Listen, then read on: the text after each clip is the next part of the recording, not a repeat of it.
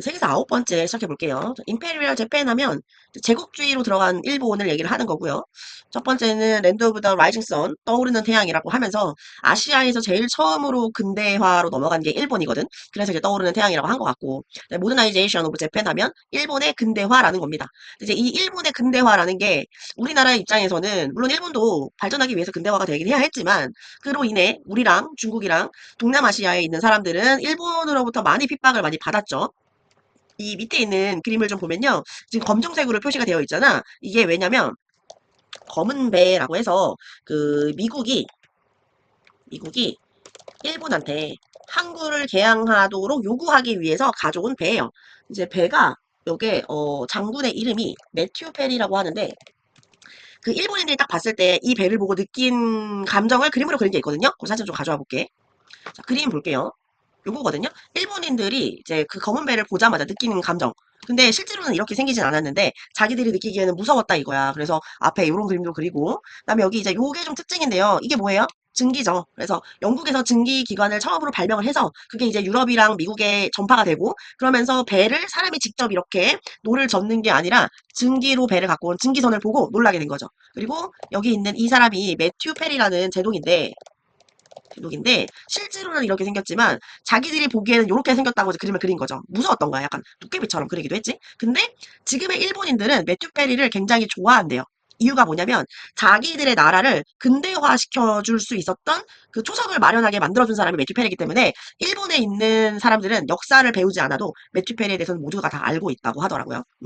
블랙쉽. 왜 블랙쉽이라고 하는지 알겠죠? 아까 그림 보여줬던 거. 요 그림. 요거 생각하면 되고. 자, 볼게요. During the 에도 period. 에도 막부 시대를 얘기하는 거예요. 다시 적어볼게. 에도 막부 시대. 에도 막부 시대는 누가 통치하던 시대라고요? 사무라이가 통치하던 시대입니다. 근데 이 시대에 제일 높은 사람이 누구였냐면 통치자가 쇼군이었어. 제일 높은 사람.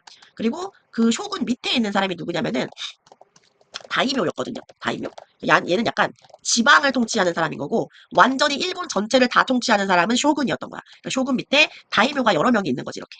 다이묘가. 그래서 에도 막부 시대에는요. 제페는 아이솔레이트 이셀프 그 스스로를 분리시켰어요.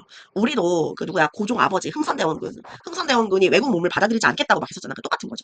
그리고 refused trade 거절을 했는데요. refuse라는 동사는 항상 이렇게 투부정사랑 같이 다니잖아요. 그래서 하나의 동사로 봐주는 게 좋아요. 리퓨즈트 동사원형. 재팬이라는 나라는 그 스스로를 고립시켰고요. 그리고 그 교역하는 걸 거부했습니다. 누구랑? with other country, 다른 나라들. 특히나 서양 애들이랑 한국이랑 중국이랑은 거의 뭐 했었죠. However, 그러나 이렇게 거절을 했었는데 that 그것은 changed 변화했어요. 1853년에요. 그리고 when 그때가 언제냐면 앞에 있는 요거 꾸며주는 거죠. 그때가 언제냐면 아메리카의 워십 그 함선이라고 하죠. 군선.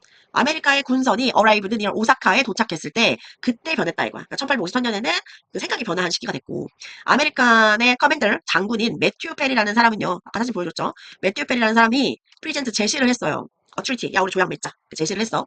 또 쇼군한테 통치자. 쇼군한테 제시를 했는데 위치 그것은 어떤 내용이었냐면 자 여기 위치 영감표 좀 칠까요? 우리 이거 관계대명사인 거 다 알고 있잖아요. 관계대명사는 선행사가 필요합니다. 그죠? 근데 쇼군이 디맨드 요구한 게 아니라 이 트리트 조약이 요구한 내용이 되어야 되는 거니까 선행사는 얘가 되겠죠. 그래서 이 매튜 페리라는 사람은 쇼군한테 조약을 맺자고 제시를 하는데 그 내용이 뭐였냐면 디맨드 요구하는 거였어요. 아메리카의 디플로맷 그 미국의 외교관들이 have the right 권리를 가질 수 있게 해달라는 내용이었다는 거지. 어떤 권리였냐면 to live in Japan 일본에 살 수 있게끔 우리 외교관들이 일본에 거주할 수 있게끔 해줘라라고 제시를 한 거예요. 제시만 한 거지 아직 되진 않았어요. It also demanded 이것은 또한 요구했는데 일본이 trade with America 미국과 교역해야 한다는 사실도 들어있었어. 근데 이 에도막부 시대에는 사람들이 외국과 교역하는 걸 별로 안 좋아했잖아요. 그러니까 안 좋아했겠죠. 그래서 페리는 the left 일단 떠났습니다. 떠나고 expect 생각했죠. 그럼 동사가 두 개 연결되는 거네 이렇게. 예상을 했어요. The treaty 그 조약이 to be signed, sign 될 거라고. 언제 사인이 되냐면 when he returned a year later 1년 뒤에 자기가 다시 돌아오면 그때는 얘네 아마 사인할 거다라고 생각하고 그냥 돌아갔다 이거야. 그러니까 일본이 미국과 조약을 맺은 시기는 1854년이 돼야 되는 거죠. 그죠? 네, 됐어요. 밑에 내려갑니다. 그러니까 재팬의 government는요. 일본 정부는 felt threatened, 위협을 느꼈어요. 왜 위협을 느꼈냐면 because of the powerful ship 아까 증기선 타고 왔잖아. 엄청나게 강력한 배 때문에 자기네 나라에서는 배 이제 띄우려면 손으로 하나하나 다 이렇게 만져서 해야 되는 건데 인간의 동력이 필요한 거죠. 근데 얘네들은 사람이 하는 게 아니라 뭐 이상한 기계가 막 돌아가면서 배가 자기 혼자 움직여. 놀란 거지. 와 얘네는 이렇게 기술이 발전한 나라구나. 우리는 우물한 개구리였네? 라고 생각하면서 놀랬다 이거야. 위협을 느꼈죠.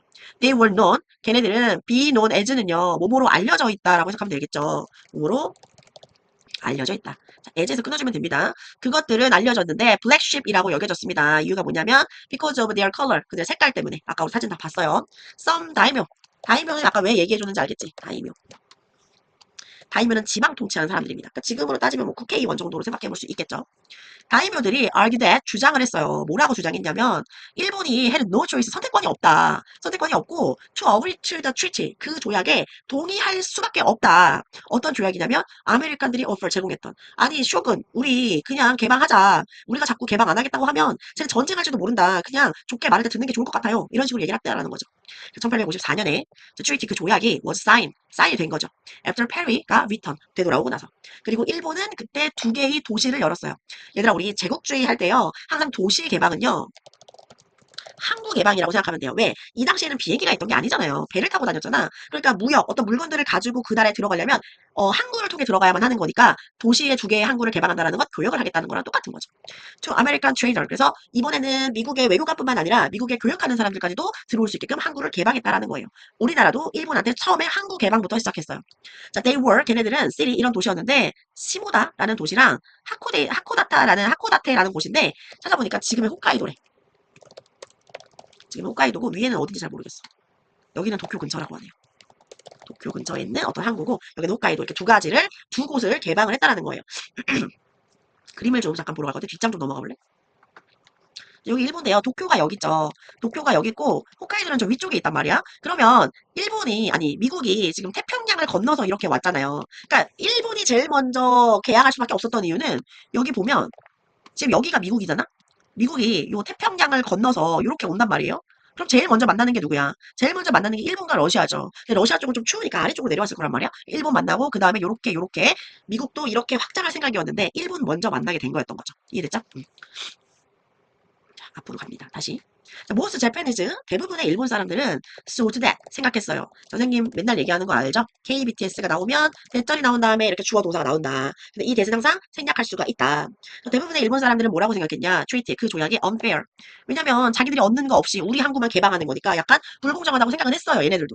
그리고 they saw that 그들은 봤어. 뭘 알았냐면 재팬이 vulnerable 취약하다는 사실에 to becoming a colony. 아 자기들이 그러면 미국한테 먹힐 수도 있겠구나. 식민지가 될 수도 있겠구나라는 거를 생각을 했다라는 거야. 그래서 재패니즈 피플들은 held the 쇼군한테 responsible 책임감을 열어뒀습니다. which made him very unpopular. 그들이 unpopular 대중적이지 않게 됐던 그 책임을 물었다 이거야. 이게 무슨 말이냐면 쇼군 너 되게 무능력하다. 너 책임져라. 그가 인기가 없어진 그 책임을 지라고 얘기했다라는 거는 너 무능력하니까 책임져라고 얘기했다라는 거죠. 너 물러나 이렇게 했다라는 거야. 자 왼쪽에 볼게요. 왼쪽에 보면 어 요게 이제 검은 배죠. 검은 배고 제페니즈는 쓰고 매튜 페리 배를 봤어요. 그때 they were shocked. 놀랐죠. 그리고 the ship 그 배가 were called 뭐라고 불렀냐면 블랙 ship이라고 불렸습니다. 일본에 의해서.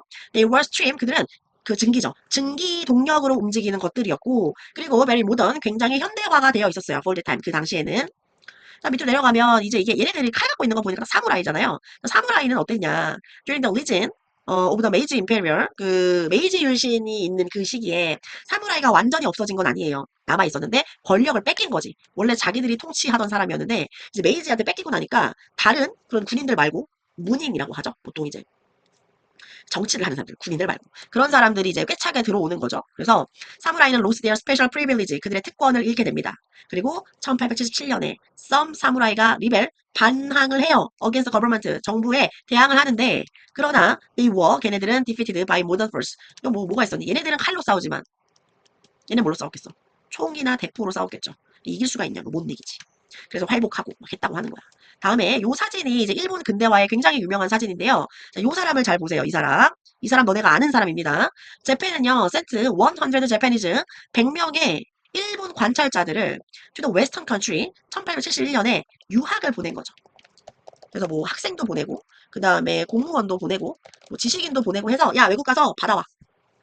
외국의 문물들 다 공부해가지고 와. 이렇게 보낸 거예요. 한 100명 정도를. 그래서 일본 시찰단이라고 해요. 이런 사람들. 일본 시찰단이라고 하는데 when they come back to Japan 얘네들이 이제 일본으로 다시 돌아왔겠죠. 100명을 보내 1년 정도 보내거든요. 1년이면 몇 달이야? 12달이지. 12달 동안 10개 국가를 돌아다니도록 시킨 거예요. 얘네한테. 그러니까 한 사람이 10개 국가를 다 다닌 것 같진 않고 애들을 쪼개쪼개 나눠가지고 5명, 6명에서 너는 저기 가고 너는 저기 가고 막 했겠죠. 했는데 얘들이 돌아왔을 때 they helped their country 그들의 나라가 모두 다 이제 현대화될 수 있도록 많이 도왔다 이거야. European Imperial Nation 유럽의 제국주의와 같이 자기들도 제국주의화 될 수 있도록 많이 도왔어요. 그 중에 우리가 제국주의 하면 생각나는 일제강점기 하면 생각나는 사람 누구니?